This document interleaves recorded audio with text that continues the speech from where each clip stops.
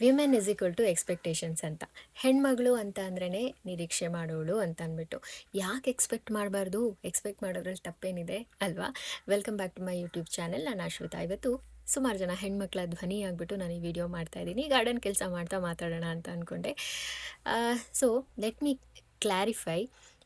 ದುರಾಸೆಗೂ ಬಯಕೆಗಳಿಗೂ ನಿರೀಕ್ಷೆಗಳಿಗೂ ತುಂಬ ವ್ಯತ್ಯಾಸ ಇದೆ, ಪದಗಳ ವ್ಯತ್ಯಾಸ ಇದೆ. ದುರಾಸೆಗೆ ಮಿತಿನೇ ಇಲ್ಲ, ಬಯಕೆಗಳು ಈಡೇರಿಸೋರ ಮೇಲೆ ಡಿಪೆಂಡ್ ಆಗಿರುತ್ತೆ. ಇನ್ನು ನಿರೀಕ್ಷೆಗಳು, ಎಕ್ಸ್ಪೆಕ್ಟೇಷನ್ಸ್ ಅಂದರೆ ಅದು ನಡೀದೇ ಇರಲಿ, ಎಕ್ಸ್ಪೆಕ್ಟ್ ಮಾಡೋದನ್ನು ನಾವು ಯಾವತ್ತೂ ನಿಲ್ಲಿಸೋದಿಲ್ಲ ಅಲ್ವಾ? ಒಂದು ಸಣ್ಣ ಪುಟ್ಟ ಎಕ್ಸ್ಪೆಕ್ಟೇಷನ್ಸ್ ಇದ್ದೇ ಇರುತ್ತೆ. So let me come back. ಒಬ್ಬಳು ಹೆಣ್ಮಗಳು ಒಂದು ಸಂಸಾರನ ನಂಬ್ಕೊಂಡು ಒಂದು ಮನೆಗೆ ಬಂದಳು ಅಂತ ಅಂದರೆ ಆ ಮನೆಯಲ್ಲಿ ತುಂಬ ಬದಲಾವಣೆಗಳಾಗುತ್ತೆ. ಅದು ಗುಡ್ ಆರ್ ಬ್ಯಾಡ್, ಬದಲಾವಣೆಗಳಂತೂ ಆಗೇ ಆಗುತ್ತೆ. ಆ್ಯಂಡ್ ಕಷ್ಟ ಸುಖ ನೋಡಿರೋಂಥ ಹೆಣ್ಮಕ್ಳು ಒಂದು ಮನೆಗೆ ಬಂದಾಗ ತುಂಬ ಬೆಟ್ಟದಷ್ಟೇನು ಎಕ್ಸ್ಪೆಕ್ಟೇಷನ್ಸ್ ಇಟ್ಕೊಂಡಿರಲ್ಲ. ಶಿ ಎಕ್ಸ್ಪೆಕ್ಟ್ ದಟ್ ಜಾಸ್ತಿ ಅವಳು ತವ್ರ ಮನೆನ ನೆನಪಿಸ್ಕೊಂಡು ದುಃಖ ಪಡದೇ ಇರೋ ಹಾಗೆ ಈ ಮನೆಯಲ್ಲಿ ನಾನಿರಬೇಕು ಅಂತ ಮಾತ್ರ ಎಕ್ಸ್ಪೆಕ್ಟ್ ಮಾಡ್ತಾ ಇರ್ತಾಳೆ. ಇಂಥ ಪರಿಸ್ಥಿತಿಗಳಲ್ಲಿ ಹೆಣ್ಮಕ್ಳು ಅನ್ಸೇಫ್, ಇನ್ಸೆಕ್ಯೂರ್, ಅನ್ಲವ್ಡ್ ಅನ್ನೋ ಥರ ಫೀಲ್ ಮಾಡಬಾರ್ದು. ಯಾವಾಗ ಅವಳಿರೋ ಜಾಗ ಅವಳಿಗೆ ಅನ್ಸೇಫ್, ಇನ್ಸೆಕ್ಯೂರ್ ಅಂತ ಫೀಲ್ ಆಗುತ್ತಲ್ವ, ಅವತ್ತು ಅವಳ ಗಂಡ ಫೇಲ್ಡ್ ಅಂತ ಅಂದ್ಬಿಟ್ಟು. ಅತ್ತೆ ಮಾವ, ತಂದೆ ತಾಯಿ ಸ್ಥಾನವನ್ನು ತುಂಬಬೇಕಾಗಿರುವಂಥ ಅತ್ತೆ ಮಾವ ಇದ್ದರೂ ಕೂಡ ದೇ ಆರ್ ಫೇಲ್ಡ್ ಅಂತ. ಇನ್ನು ಸಂಬಂಧಿಕರು ಕಥೆ ಅಂತೂ ಕೇಳೋ ಹಾಗೆ ಇಲ್ಲ. ಯಾವಾಗಲೂ ಅವಳಲ್ಲಿ ಇರೋದು ಇಲ್ಲದೇ ಇರೋದ್ರ ಬಗ್ಗೆ ಟೀಕಿಸ್ತಾ ಹುಚ್ಚು ಕುದುರೆಗಳ ಹಾಗೆ ಪೈಪೋಟಿ ಕೊಡ್ತಾ ಬದುಕ್ತಾ ಇರೋ ಸಂಬಂಧಿಕರು ಲೆಕ್ಕಕ್ಕೆ ಸಿಗೋದಿಲ್ಲ. ಕಷ್ಟಪಟ್ಟು ಕಟ್ಕೊಂಡಿರೋವಂಥ ಸಂಸಾರನ ಬಿಟ್ಕೊಡ್ಬಾರ್ದು ಅನ್ನೋ ಒಂದು ಛಲ ಇರುತ್ತಲ್ಲ, ಅದಕ್ಕೋಸ್ಕರ ಪ್ರತಿಯೊಬ್ಬರು ಹೆಣ್ಮಕ್ಳನ್ನು ಅದೇ ಸಂಸಾರದಲ್ಲಿ ಅವ್ರಿಗೆ ಇಷ್ಟ ಇರಲಿ ಇಷ್ಟ ಇಲ್ಲದೇ ಇರಲಿ ಬದುಕ್ತಾ ಇರ್ತಾರೆ ಅಷ್ಟೇನೆ. ಈ ಸೈಲೆಂಟ್ ಎಕ್ಸಿಟ್ಸ್ ಅಂತ ಹೇಳ್ತಾರೆ. ನಮ್ಗೆ ಗೊತ್ತೇ ಇರೋದಿಲ್ಲ ನಮ್ಮ ಮನಸ್ಸಿಂದ ನಾವು ಪ್ರೀತಿಸೋರು ಯಾವಾಗ ಹೊರಗಡೆ ಹೋಗಿರ್ತಾರೆ ಅಂತ ಅಂದ್ಬಿಟ್ಟು, which is very much painful.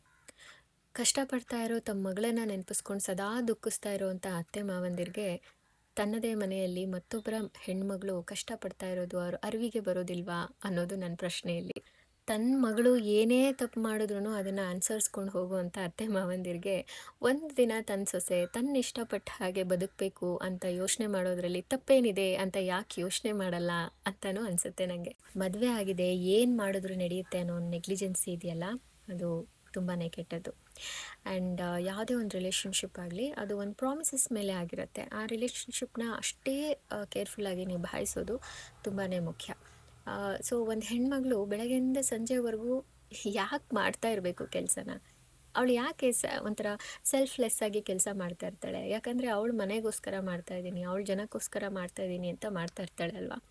She expect at least ಆ minimum respect and love and safety, security, ಇಷ್ಟೇ. ಓಕೆನಾ? ಯಾವುದೇ ಒಂದು ಮನೆ ಆಗಲಿ ಅಲ್ಲಿ ಎಲ್ಲಿ ಹೆಣ್ಮಕ್ಳಿಗೆ ಆ ರೆಸ್ಪೆಕ್ಟ್ ಸಿಗುತ್ತೆ, ಆ ಲವ್ ಸಿಗುತ್ತೆ, ಆ ಸೇಫ್ಟಿ ಸಿಗುತ್ತಲ್ಲ, ಅಂಥ ಮನೆ ತುಂಬಾ ಖುಷಿಯಾಗಿರುತ್ತೆ, ಸಂತೋಷವಾಗಿರುತ್ತೆ. ಆ್ಯಂಡ್ ಯಾವಾಗಲೂ ಒಂಥರ ಲೈಟ್ ಇರುತ್ತೆ ಆ ಮನೆಯಲ್ಲಿ ಅಂತ ಹೇಳ್ತೀನಿ ನಾನು. ಸೊ ಯಾರಿಗೆಲ್ಲ ಹೀಗೆ ಅನಿಸುತ್ತೆ ದಯವಿಟ್ಟು ಕಮೆಂಟ್ ಮಾಡಿ. And just be happy for no reasons. Okay, just be happy. Video ಇಷ್ಟ ಆದರೆ ನನ್ನ ಚಾನಲ್ ಸಬ್ಸ್ಕ್ರೈಬ್ ಮಾಡ್ಕೊಳ್ಳೋದ್ರ ಮೂಲಕ ನನಗೆ ಸಪೋರ್ಟ್ ಮಾಡಿ. Thank you for watching and thank you for bearing me. Take care. Bye.